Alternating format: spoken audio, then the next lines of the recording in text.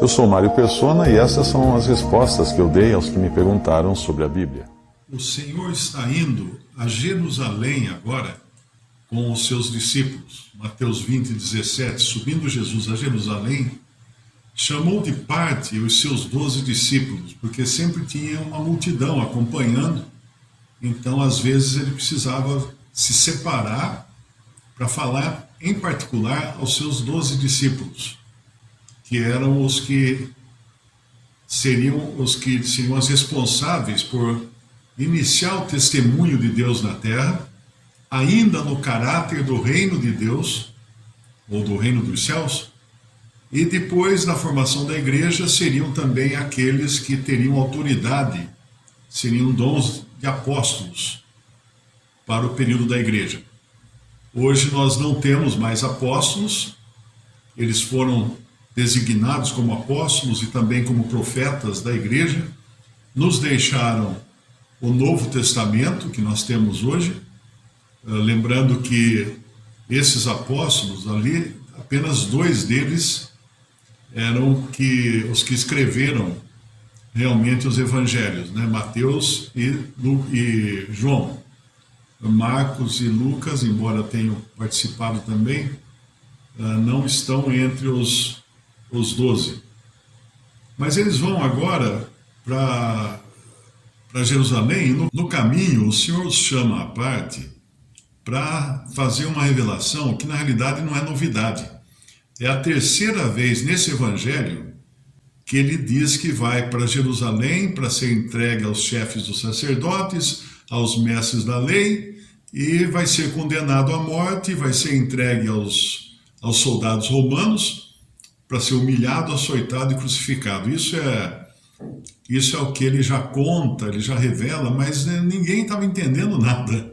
Os discípulos ali, os apóstolos ali, ainda não tinham, e nós vamos ver que eles não estavam entendendo, porque depois ele passar uma revelação tão impactante, né, e tão séria, eles vão ser pegos aqui discutindo quem é o maior, quem vai ser o maior no reino. Ou seja, a mãe de um deles, né, a mãe dos filhos de Zebedeu, que faz um pedido.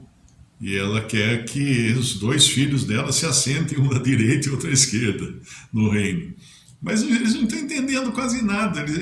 Eles pensam aqui ainda que o reino será estabelecido, tipo assim, o Senhor com seu poder, né, seu poder tão grande, ele seria capaz de destruir o exército romano, demover o imperador do seu trono, e aí subir ao trono. Nada disso ia acontecer naquele tempo ainda. É claro que se os judeus se arrependessem e crescem nele como sendo seu Messias, ele teria instalado o seu reino. Mas tudo já estava previsto que ele ia ser rejeitado, ele ia ser crucificado e ressuscitaria ao 3º dia. No versículo 18 ele fala: eis que vamos para Jerusalém, e o Filho do Homem será entregue aos príncipes dos sacerdotes e aos escribas, e condená-lo-ão à morte, e o entregarão aos gentios para que dele escarneçam, e o açoitem e crucifiquem, e ao 3º dia ressuscitará. Se esses discípulos fossem pessoas realmente que estivessem com a cabeça no lugar, eles teriam falado assim: não, então vamos fazer o seguinte, vamos fugir para o Egito, para não acontecer isso, né? Na verdade, Pedro já falou isso lá no capítulo anterior, e foi repreendido pelo Senhor, que ele estava sob influência de Satanás, quando ele disse: não, nada disso vai te acontecer, Senhor. Pobre Pedro, né? Pobre Pedro. Pedro é a figura da carne voluntariosa e apressada em decidir e julgar as coisas. Mas o que é importante aqui a gente entender é que o que ele está falando aqui é o cerne de toda a Bíblia. O que é a Bíblia? A respeito do que é a Bíblia? Alguns leem a Bíblia e falam assim: é o livro de instruções de Deus para o homem, como que o homem deve se santificar, deve se aperfeiçoar, deve se tornar mais religioso, e aí ele vai poder chegar no juízo final e Deus vai falar assim: você seguiu tudo que eu ensinei na Bíblia. Não é isso, a Bíblia não é isso. A Bíblia é a história de uma pessoa, Jesus. Do começo ao fim, do primeiro ao último versículo, ela fala de Jesus. Ou fala em tipos e figuras, ou fala declaradamente e descaradamente até, né? Porque ela é bem explícita em dizer o que iria acontecer com ele. Que ele seria rejeitado, morto, sepultado, mas depois ele seria ressuscitado. Um poder que ele tinha, que Deus deu a ele para ressuscitar, mas que ele não usa. Na verdade, ele deixa que o Pai o ressuscite ao terceiro dia. A gente costuma evitar dar spoiler de filmes, né? Ou seja, contar o que vai acontecer no filme, o que vai acontecer no final, revelar que o mordomo é que era o assassino, ou qualquer coisa assim. Esse é o costume, inclusive essa palavra spoiler, que eu nem sei o que significa, eu preciso olhar aqui no meu... Eu sei que é em inglês, né? Mas eu não sou Shakespeare, eu não sei tudo do inglês. Mas deve ter um significado aqui. Spoiler, vamos ver aqui, spoiler é uma informação, é um neologismo. É um neologismo, então.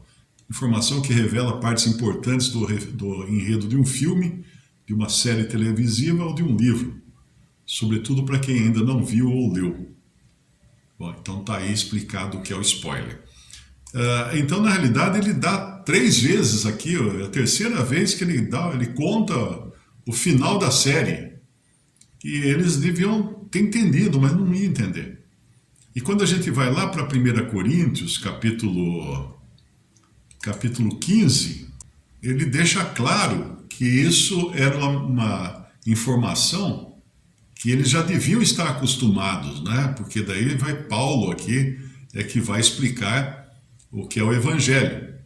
Também vos notifico, irmãos, o Evangelho que já vos tenho anunciado, o qual também recebestes e no qual também permaneceis, pelo qual também sois salvos. Somos salvos pelo Evangelho, por intermédio, através de o Evangelho.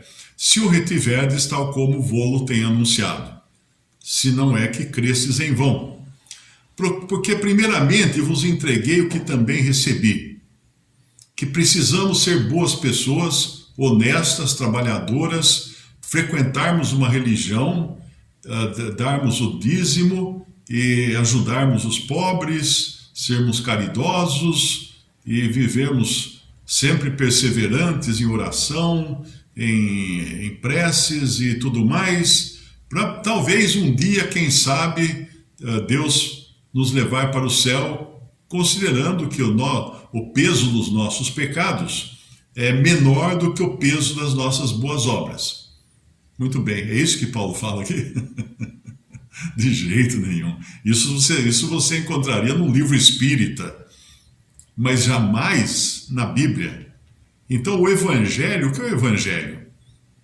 No versículo 2, que ele fala, 1 Coríntios 15, 2, pelo qual também sois salvos, por intermédio dessa mensagem nós somos salvos.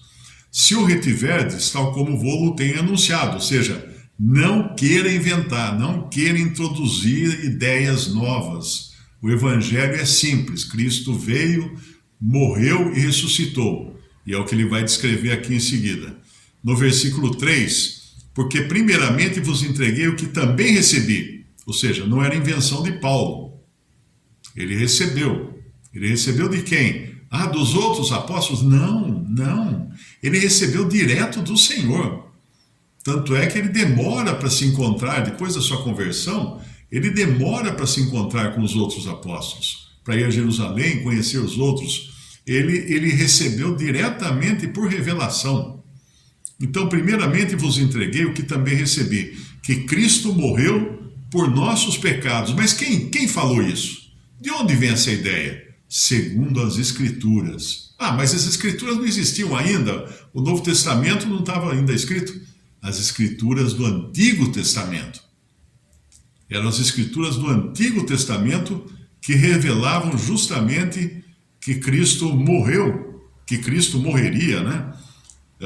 Cristo morreu por nossos pecados, segundo as Escrituras, e que foi sepultado e que ressuscitou ao terceiro dia, segundo as Escrituras. E quem viu isso? E que foi visto por Cefas e depois pelos 12. Só? Depois foi visto uma vez por mais de 500 irmãos, dos quais vive ainda a maior parte, mas alguns já dormem também. Depois foi visto por Tiago, depois por todos os apóstolos, e por derradeiro, Paulo falando aqui, por derradeiro de todos me apareceu também a mim, como um abortivo, um nascido fora de tempo. Então esse é o Evangelho, e esse Evangelho já estava no Antigo Testamento, revelado ali, nas Escrituras.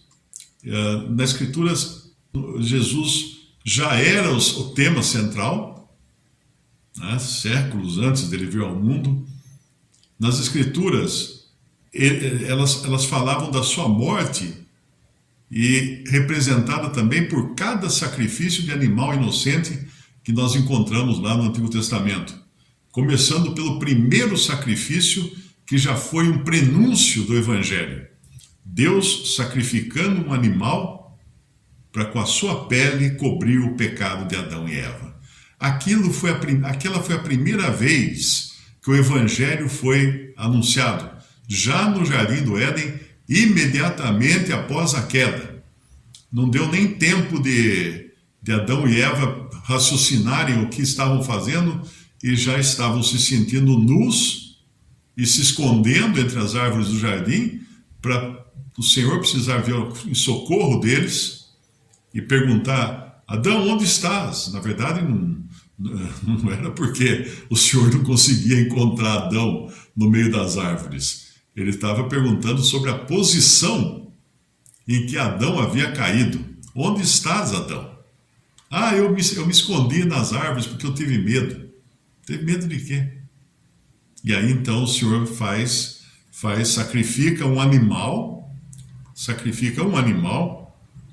e com a pele desse animal, algumas versões falam peles ou animais, mas na verdade foi um animal só. Ele prefigurava, ele representava o Cordeiro de Deus que viria ao mundo.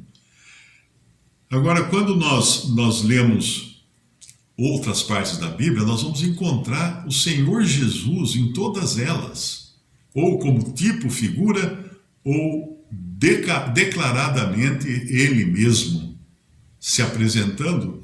E os Salmos, inclusive, são interessantes porque, apesar de a gente ler os Salmos, né, como um livro assim para dar sorte, muita loja tem lá a Bíblia aberta no Salmo 23, o Salmo 91, muitas casas tem até aquele porta-bíblia que ninguém lê, mas fica lá em cima de um móvel, né, com a Bíblia aberta, com uma fitinha e tal, tomando poeira.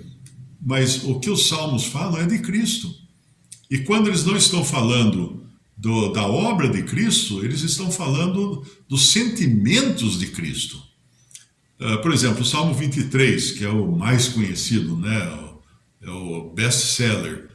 O Senhor é o meu pastor e nada me faltará.